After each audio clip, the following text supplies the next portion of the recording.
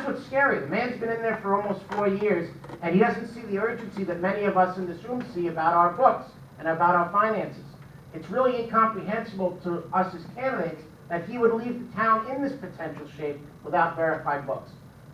How do you, nothing is valid. The numbers don't make any sense. They're all fantasy without audited books. And he's had 4 years to try and audit the books. He's been in for almost 4 years. Let's give him a pass, although I won't for 2012. He's been in for 13 and 14. Why not certify those books that he's been directly responsible for? I don't know the answer to that. When we try and ask him about those questions at board meetings, question and answer period's been eliminated. We can't do that. Next question. What is your opinion of the current town workforce? They're awesome. I say that. Let me tell you something. And led by Jimmy Walsh, of course. Yeah. Let's have a round of applause for Jimmy. It was not his question. Yeah, no, Ricky does all the work, but we'll give Jimmy the applause. So. Okay, here's the thing. One of the things, we did our palm cards, you know, like this is new to me. You have your picture, and you have all these bullets of what you're going to do. And one of the things that I insisted being on my palm card was a section called Taking the Politics Out of Town Hall. And it includes things like hiring by merit, not patronage or nepotism, no more insider deals in the back room, no more political appointments to town boards. But the one that really mattered to me is no more politics in the treatment of town employees. These guys are a political football team. They get kicked around, and when the political winds shift, they have to start looking over a different shoulder, but they're always looking over one shoulder. They have to be put in a position to succeed, and I will tell you this, if you want to know the bottom line on both our police department and our Department of Public Works, count the disasters that have happened in this town. 0. The roads get plowed, the snow gets plowed, the roads get paved. We're kept safe, and I have no idea how that happens. Because DPW is down employees, politics. You know, the majority that took over last time was different from the majority of the DPW workers, because our town employees unfortunately have, like, you know how you see in the paper that's Hillary Clinton, parentheses D, or she's a Democrat. Our town employees have the same thing. They have their name and then they have a letter after them, and they're treated politically, they're mistreated politically. They do a great job, most of them. I'm not going to pretend, I'm not going to pander and say that everybody does a good job, and I said this in another meeting that one of my goals will be to find the dead wood and get rid of it, because we pay too much in taxes to carry that. But these guys are heroes in this town, and they're in that weird kind of job where if they do everything right, they won't hear a sound.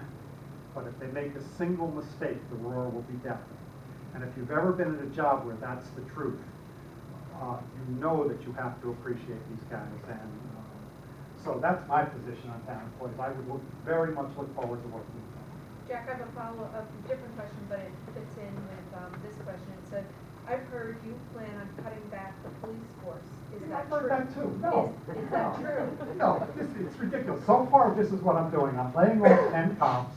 I'm laying off 5 DPW guys, and I'm eliminating the Parks and Recreation Department. Now, I really wish, like, even one of those thoughts had come out of my mouth.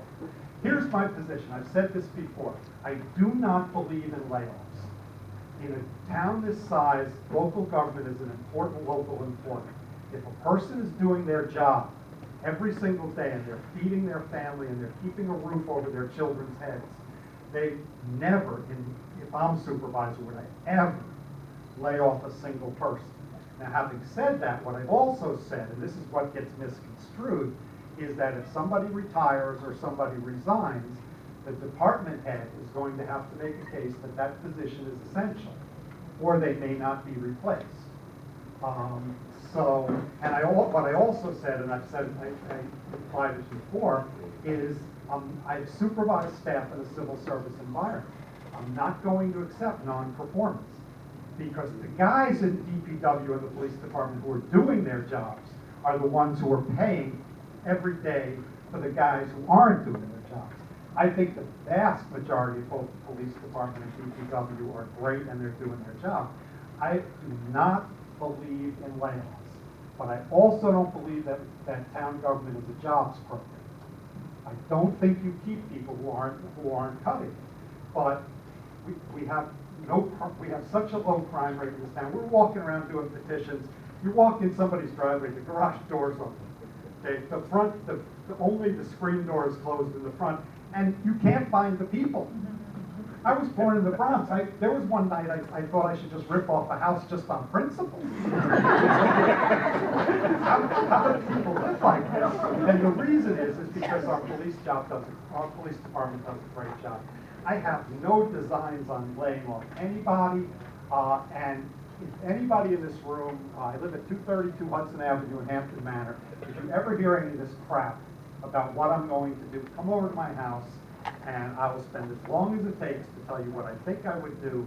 But yeah, that's just nonsense, and that's stories that are being peddled by people who are not going to vote. One more thing, I'll be brief. It comes down again to civility and respect. We had the honor of being invited to the union forum where we were interviewed with the other candidates for office.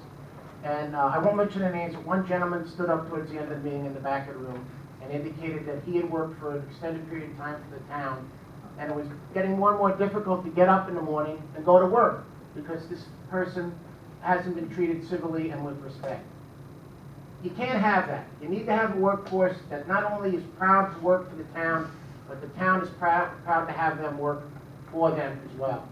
Having a gentleman who's worked for a long time for the town to feel that it's a burden to have to get up in the morning because that person doesn't feel respected, it affects not only the person, it affects not only the people he works with, it affects his family, it affects his health perhaps, and we can't have that.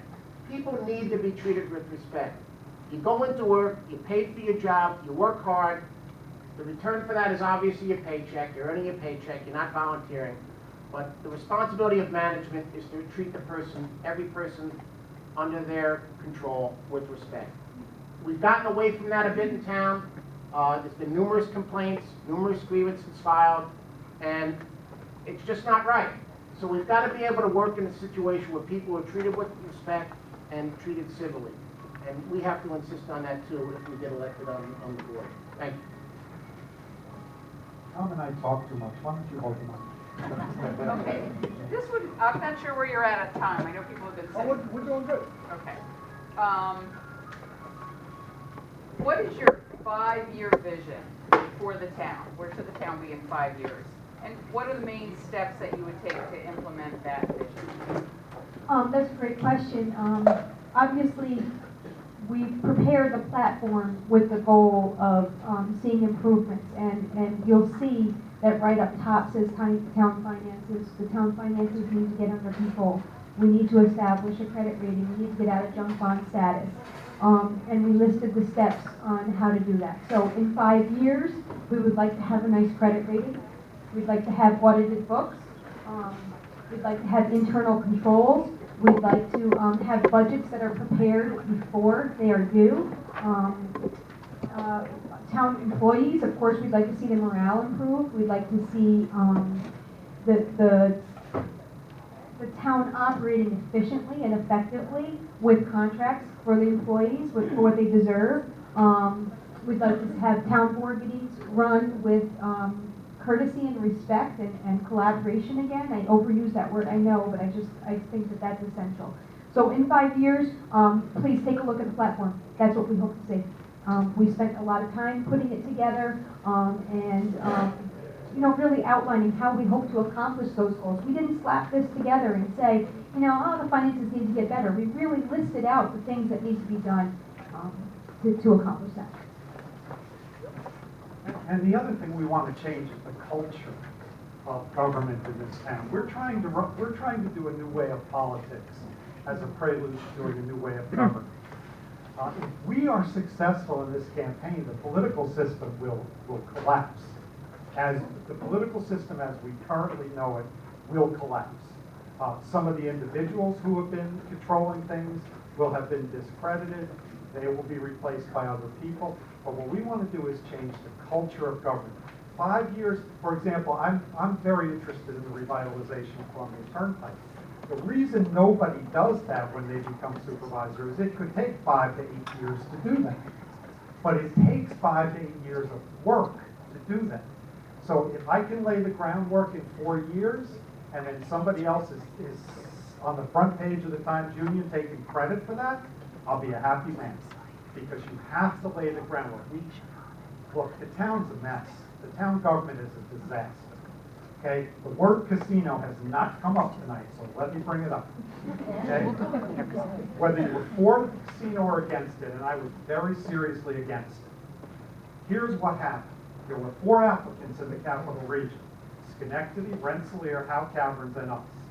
Now, the law that enabled those applications to be filed was called the Upstate Gaming and Development, Economic Development. The goal by our harebrained governor who thinks government should be promoting gambling, the goal was to revitalize needy areas. Okay, so the Buffalo Business News does a study of affluence among 861 upstate municipalities. Schenectady comes in 814th. Okay, you've been to Schenectady, needy, right? Go down to Rensselaer, more than 50% of the residents in Rensselaer are on some kind of public assistance. Need. Go out to Howe Caverns. Harry County was level in a hurricane. That's need.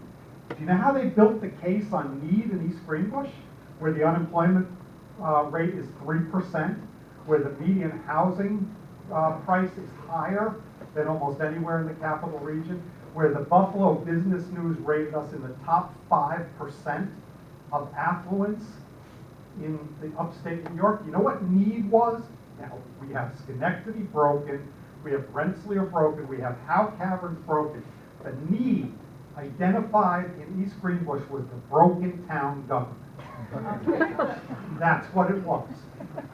The town is broken, and the people who were for the casino, they were for the casino, and if you talk to people who were for it, some of you I'm sure, every argument they made was to fix what's wrong with the town. Lower taxes, we get money to fix the parks, we get this, that, and the other thing. My response was, do not decimate this community to solve the problems of town government. Change the government, change the people who are doing it, fix the government, save the community, and for those of you who are interested, Save East Greenbush, in fact, saved East Greenbush. There you have it.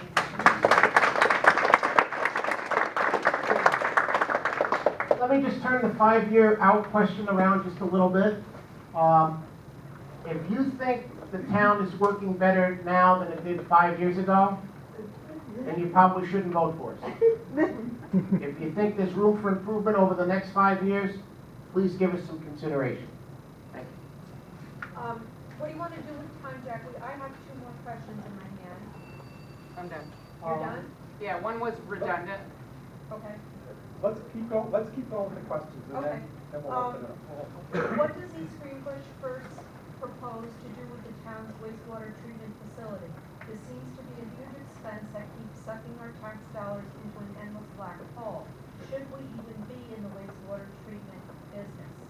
Well, no, we shouldn't, but we are. Okay. The reality is we are. Jim Flanagan, the former town supervisor in North Greenbush, came to an event, a residence forum that we held in April at the library, and said we should sell it. Nobody's going to buy it. Nobody's going to buy it. We look into external sources of funding to defray the cost. We look into shared services arrangements with neighboring municipalities to defray the cost. We're going to have to be creative. Towns this size typically do not have their own wastewater treatment plants. Look around Rensselaer County. Hoosick Falls has a substation because of how far away they are. We should have hooked into the county, but we couldn't have had a casino if we hooked into the county. Not that I'm charging conspiracy, because I honestly don't know. It's just suspicious to me. we're in the wastewater treatment business now, we have to make the most of it. Because in addition to the costs I specified before, the other thing we've learned in the last 6 months is it's gonna require additional staff.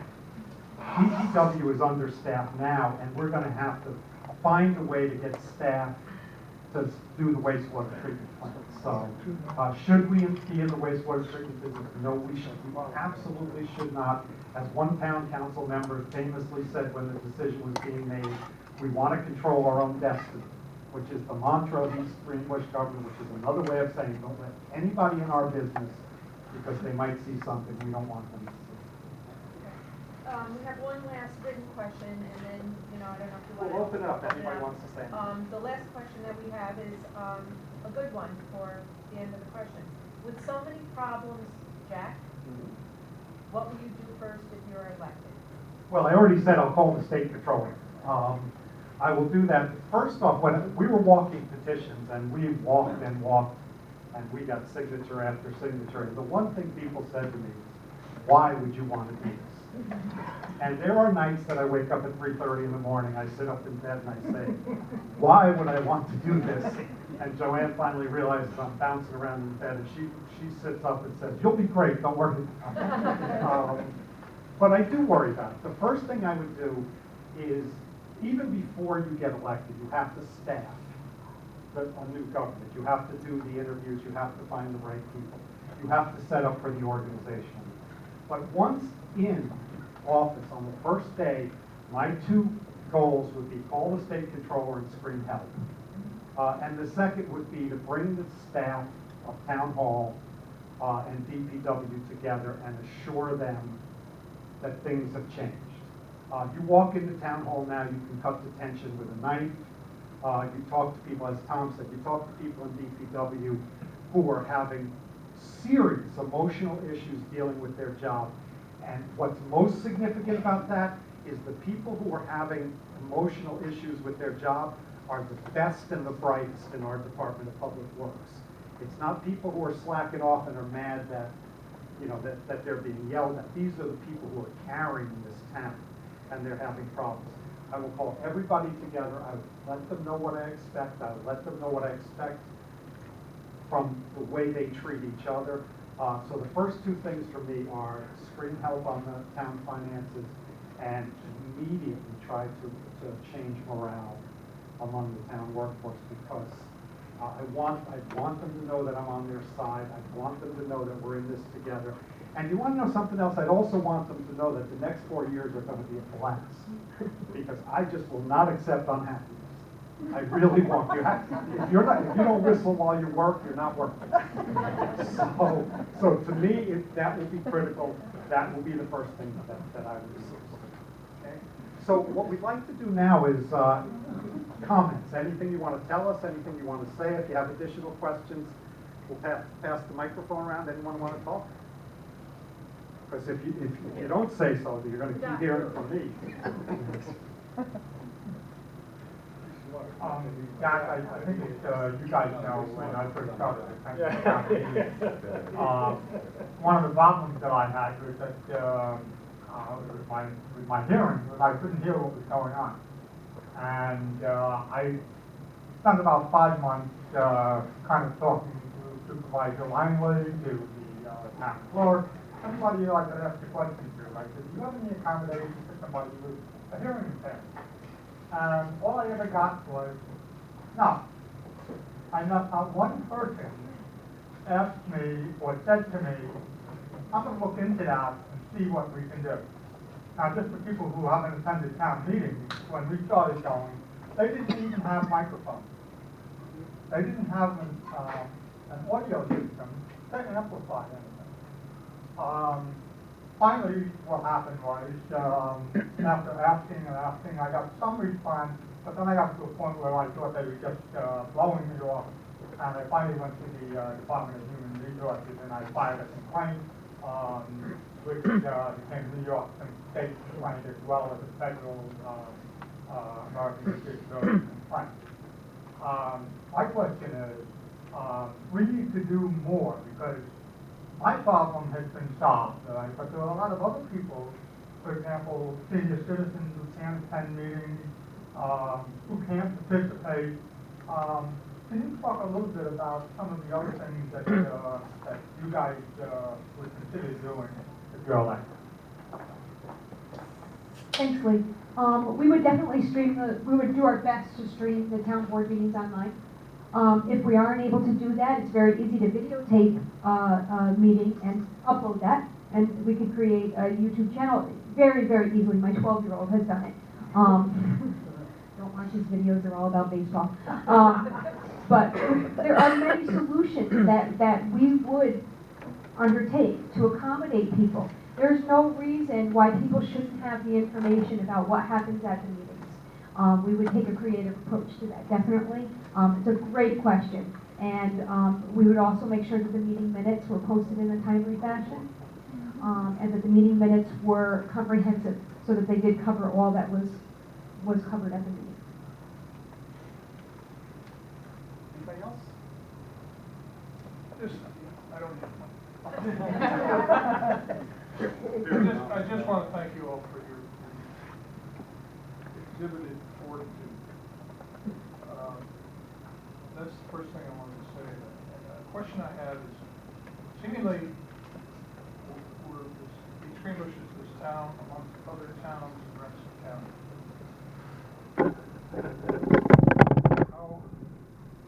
What efforts would you make to work with county legislators, those people that seem to have a higher authority?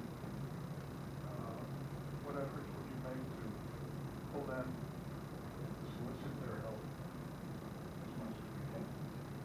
Well, we want to make a lot of effort because one of the sources of revenue is the county sales tax. It's been said in the past that our share of that is not what it could be. Jim Flanagan in North Greenbush went on a campaign to increase the percentage of the county sales tax that North Greenbush got in. It took him a lot of years, it took a lot of massaging of the politics of the county legislature, but he actually did it. There's an unfair distribution of county sales tax based on whether you're a town or a city. Cities having an advantage. Now, Rensselaer is a city. We're a town. That makes no sense. So we want to work with them on that. We want to work with them on any number of things. In terms of working with other municipalities, shared services agreements are important. They're really important, and they're the wave of the future. But no supervisor in East Greenbush has ever gone to the Regional Economic Forum. There's something called the Supervisors Club, where supervisors get together and they all, they have a drink and they talk about the problems of town. Not once has an East Greenbush supervisor attended these things. I will be all over the place, okay? And I don't even drink. I'm not going for free drinks. But I will be there because you learn from people who, it's kind of a technology transfer. You talk to people, they've had this problem. Now we have this problem. What did you do about it? So we would try to work with everyone. We work with state legislators, county legislators, and we would try, we have some, like Bruin has shared services agreements with other towns, and it's caused a little bit of friction in the way that they've done it. The DPW wanted to have a shared services agreement with Troy. That kind of thing has to be very carefully handled, especially with DPW, because we don't have enough guys. So we can't risk having half of them out in Troy for their 400 water main break in a 6-month period. So you have to be careful with that stuff, but you really have to have your eyes and ears open every minute for that kind of stuff. That's the idea of getting grants. You can get grants that are available to several municipalities at the same time. If you will share services, you can get money to facilitate that. So we'd be looking at that. County legislature is hard to work with. East Greenbush was historically a Democratic town. It's a Republican county legislature, and we're neither. We're some kind of hybrid being. And for example, when we did our signatures, we were worried about being challenged because there's 2 election commissioners in Rensselaer County. One is a Democrat, one's a Republican. So if somebody challenges a Democrat signature, well, the Democratic commissioner is there to protect them. And if somebody challenges a Republican, the Republican commissioner is there to protect us. Well, we knew we would have no protection, and that it would be a vested interest for both of them to try to get us off the ballot. So our solution was we needed 294 signatures, and we got 1,600. And we dared them to challenge it, and they didn't. They didn't waste their time and their money. We would have liked if they did. But, and we could have gotten 2,000, but we figured we proved our point. We submitted them a week early, and off we go. So it's going to be hard to know what the politics are. You know, if I win, will Kathy Jimino call me, the county executive, and say, you know, let's get together and talk about what we can do? Because if she does, I'm there. I know where Troy is. I can get there, and we'll talk about it. So it's difficult. On a positive note, between the three of us, we have over 45 years of governmental experience. We might not be part of the established political parties, but we know the language of government. We know how to go after grants. We know how to really do some research on legislation that might be a benefit to the people of East Greenbush. I'll tell you one thing we'll do, again, I think most of the people in this room will do it, even though they might not have the governmental experience. We'd restore the position of Director of Planning. That's a certainty. You've got a town here that misses out on grants, legislation, and you name it, because this administration took a look at the personnel and they decided to eliminate the position of Director of Planning. That was a mistake. We'll rectify that mistake when we come in. I just want to add that if you go to any of our town board meetings, you will see that Robin Bailey, one of our county legislators, attends every meeting. And if he's there and he's aware of those meetings, we should be talking to him, and he should be advocating for us.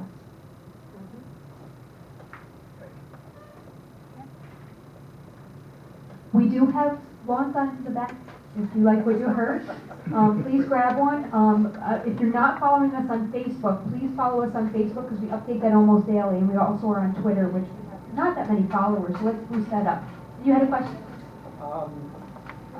I don't know if it's a question. First, I'd like to thank the three of you for this. I mean, if anybody...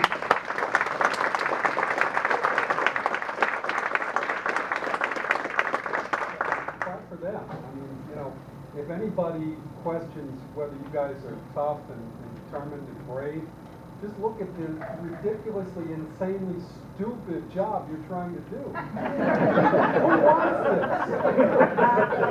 this?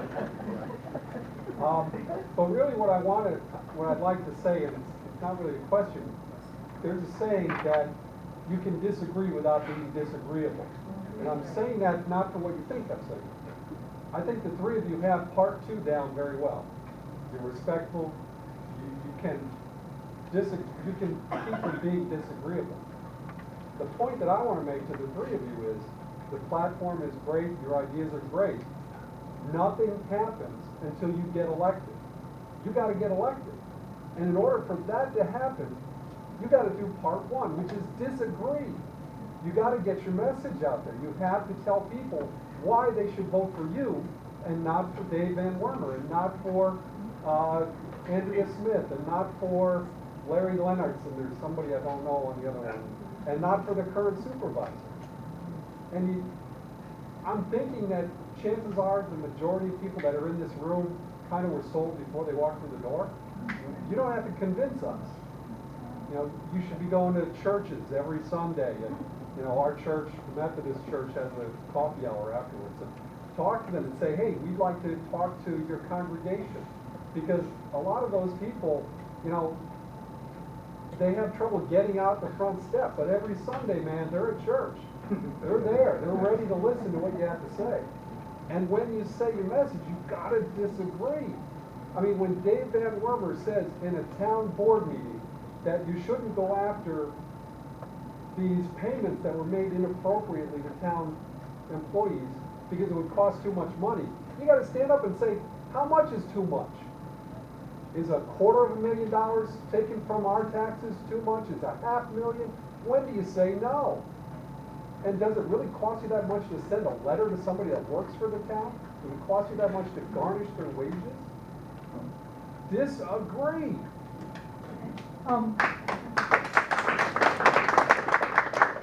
First of all, I'd like to thank you for the compliment. Thank you very much. And of course, we thank all of you for coming. For this many people to come out on a beautiful Tuesday night. I mean, that's very, very impressive. So thank you for that. If you look at our platform, the opening paragraph of each of our headers is technically a disagreement in what we think is going wrong. We have started going door to door. I love that idea about churches, so thanks for bringing it up. We need your help. We need people to spread the word verbally. We are going to do our best to knock on every door in this town between now and November 3rd, but word of mouth, my friend Diane here brought her neighbors. If everybody spreads the word, it will help. If you share our Facebook post, if you're on Facebook, you share it, then all of your followers see it. There are many, many ways, very simple ways that you can do it from your house to help us spread the word, because advertising is extremely expensive. Those ads in the advertiser cost a fortune. We will be running those, of course. We will be doing townwide mailings. We do have a plan. We have a fantastic marketing person over there.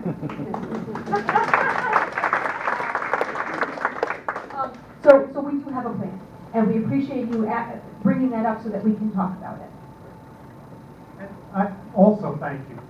Here's what we're doing, and this is why I appreciate your question, but I think we have the answer to it. We are on a different calendar. We had a billboard up in May for 2 weeks on Cal's Corner because we were announcing our candidacy. Nobody does that. But what we were trying to do was to do an independent nominating petition. We were on a completely different timetable. So in July, when we went out to get our signatures, that was in effect our primary. We knocked on probably 3,000 doors in this town in the course of 30 days of doing it. Then what happens is we go into this lull because we're not in the primary. So last Thursday, when the primary happened, we began our campaign on Friday. And so what we did is Saturday and Sunday we were out in the neighborhoods. Tonight is a residence forum, which is unheard of. Tomorrow night's a town board meeting, and then Thursday we go back into the neighborhoods. We're going to do this as much. We are organizing and challenging our opponents to debates. There are some I could name right now who aren't going to show up, but we'll hold them without them. And disagree, yes, because everything we're doing begins from a critique. You know, we didn't like what we saw. We don't like what we see. Now, I'm the softest spoken person that you'll hear. I never really raise my voice, and if I do, it's through passion and happiness and all that kind of stuff. So I get that you have to be tougher and you have to disagree and all that. But intellectually, I'm immense. And I argue with everyone. My wife is here. She will agree with me. This is an argument, and I don't mean an argument like people losing their temper with each other, but a campaign is an argument. And we're ready to argue. Everything Tina said, I echo, because we need all the help we can get. The way this political system is set up, one of two things is going to happen in this election. We're either going to catch fire, become a phenomenon, and sweep this election, or we're going to lose. Because the absentee ballots, all of the signed over ballots, these guys have this election wrapped up 8 ways from Sunday. But we're not going to take it. And the way we're not going to take it is we are going to impress upon the people of East Greenbush that democracy is not something that's thriving in their town. And we have a chance, and I promise you this will be the only chance the people of East Greenbush will ever have to wipe the slate clean. And the reason we can do it is because we believe we're in a perfect storm. The casino woke this town up. Whether you were for it or against it, you saw how our town board works. We have the documents. 5 days after Keith Langley knew there could be a casino, he was in a back room with Saratoga Casino and Raceway planning a strategy to bypass the people of East Greenbush. So they could get that thing approved before we knew what hit us. Okay? We're not going to have that. But what happened there is people woke up. You can't unring that bell. People in this town for the first time know what their government is and how it's been operating. Secondly, the parties are falling all over themselves. The Republicans are fighting with each other. The Democrats don't like each other. They're not in optimal position to win an election. And then third, and I say this immodestly, but I say it from the bottom of my heart, we have the best candidates. And it's not even close. together that perfect storm of people are awake, the parties are fracturing, and we have the best candidates. For the first time and possibly the only time, we have a chance to wipe the slate clean in this town and start over with people who are different, with ideas that are different, with techniques that are different. And if we don't succeed this time, people are going to see how hard we worked, how much money we put into it, how many incredible volunteers we had helping us. And if they see that we failed, this is not going to be attempted again. It's really never been attempted this way before. And I'll go a step further. There's only one example in the capital region of anyone ever winning an election from the bottom of the ballot on a single line. People have done this kind of ballot line, and Fused got another party line or two other party lines and won. This has never been done. It was a highway superintendent race that somebody won doing this with 240 votes. This has never been done, but I will tell you here right now, the election is 49 days from today. It's 7 weeks from now to there, and I make you this promise, we're going to win.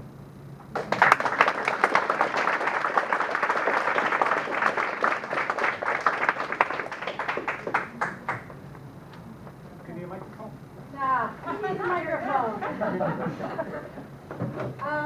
Everyone, I hear the talk and I hear that we want to help these candidates win in November.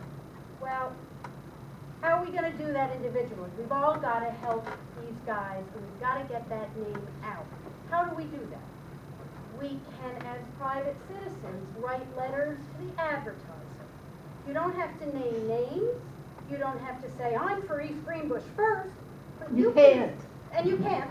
But you can say, fellow residents of East Greenbush, let's open our eyes to what's going on around here. Let's plan to vote on November, 6th or whatever? 3rd. You know, talk to your neighbors. You can do it with a letter to the advertiser. They accept, I think, every Thursday until noon. It costs you nothing. It takes a few minutes. Doesn't even have to be great English, because we've seen a lot of them in there that, man, oh man. So, you know, just a decent little letter will do. Talk to your neighbors. Put a lawn sign out. When it gets stolen, put another lawn sign out. You know, this is all going to happen. But Facebook and all that stuff is good if you're not on it. You know, you could get on it for 59 days and then get off of it.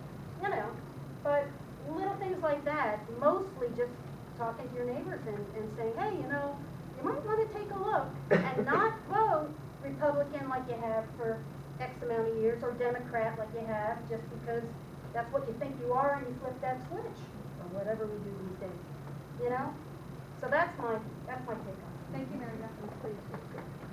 Anyone else?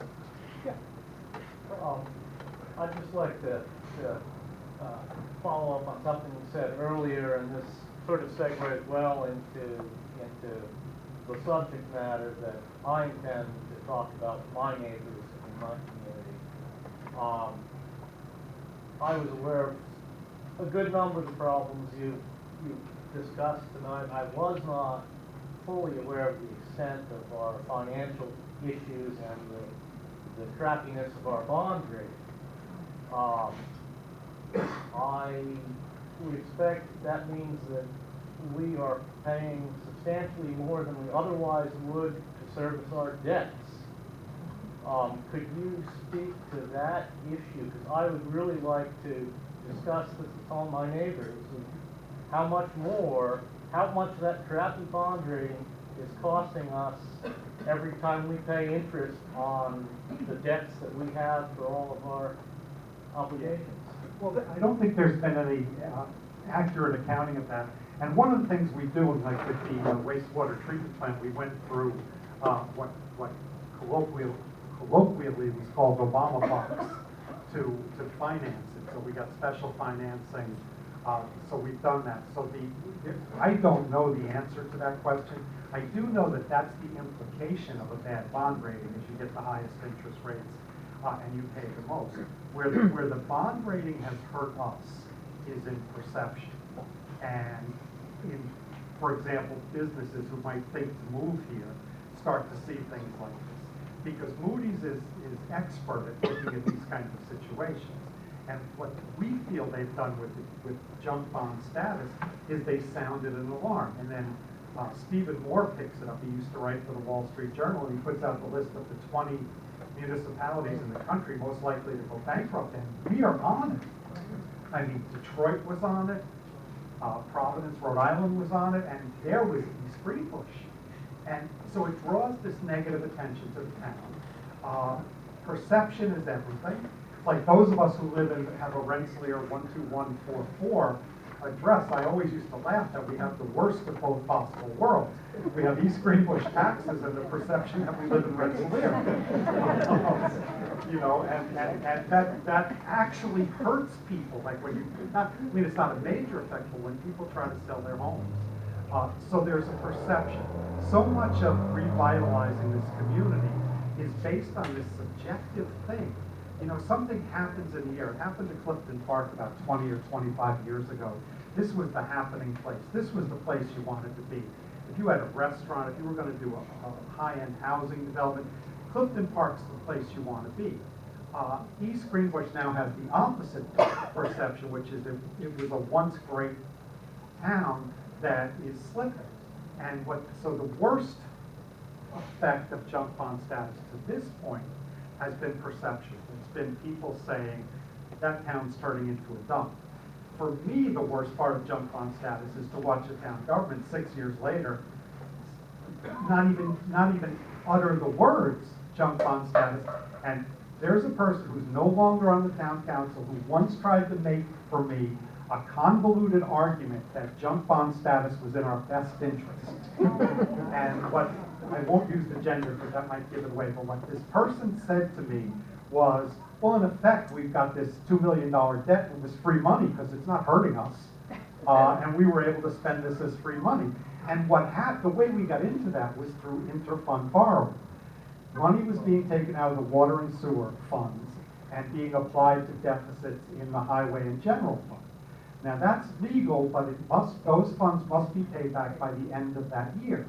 Well, it's 6 years later and we're still waiting. Now we have a supervisor, here goes the disagreement. Now we have a supervisor who is lying about our town finances. And the way he's doing it is amazing. I give him and his people points for clever deceit. They're taking money from GEIS fees and amenity fees, which are dedicated to certain things and can't be used that way. They're paper applying them to the highway and general funds and claiming a $500,000 reduction in the debt. The clever and bitter irony of that is they're trying to hide interfund borrowing with another kind of interfund borrowing.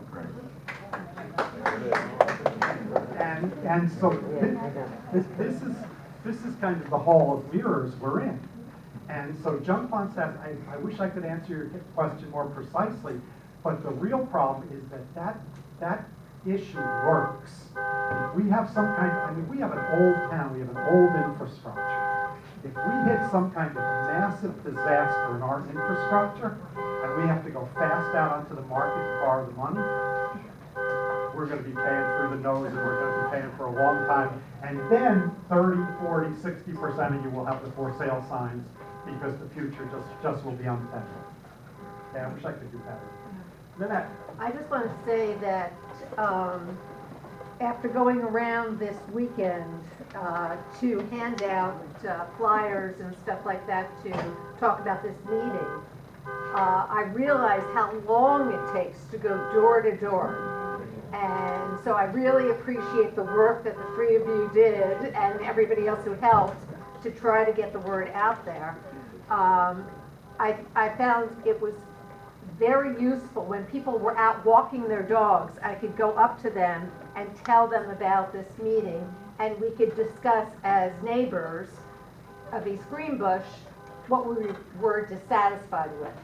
A lot of people were not home when we went out, but I think it's really important for everybody who's here to get the word out to whoever you know who lives in East Greenbush that there is a new possibility. I've lived in the town for probably 35 or 40 years, and this is the first time I really feel any hope. Jeanette, I first want to thank you for putting the flyer at my house. We did that intentionally. I loved it. I wanted you to know we came out there. We do need your help. You know, as the election gets closer, we will be doing, other than mailing, flyers. And if anybody wants to help, just put out 10 flyers in your own neighborhood.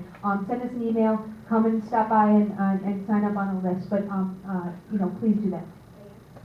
I just want to say, first of all, I want to thank you because, like I expressed in an email, Facebook, and text message to everybody in my address voters yesterday, I lost hope. I lost hope. I stopped voting. I got sick of people coming to my door every year promising what they were going to do to the town. I grew up here. I saw this town grow steadily, and now I've watched it go down the downside. I know nothing about politics. I don't really get involved in politics. She knows that, because I tell her that all the time. I go, that's what you're good at. I'm not good at that. But what I do know is, every time I come and I hear you speak, I mean, I'm irritated about what's been going on here. But I'm concerned that, I mean, I talk to people, and you're right, they're weak. They're weak, they're concerned.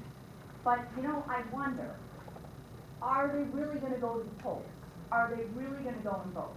Because I truly believe that if everybody heard you all speak, heard the way you're answering your questions, I think that would drive everyone to the polls. No matter what they want to do, how they want to vote, I think that would drive people to finally understand in these streets that they have to go vote.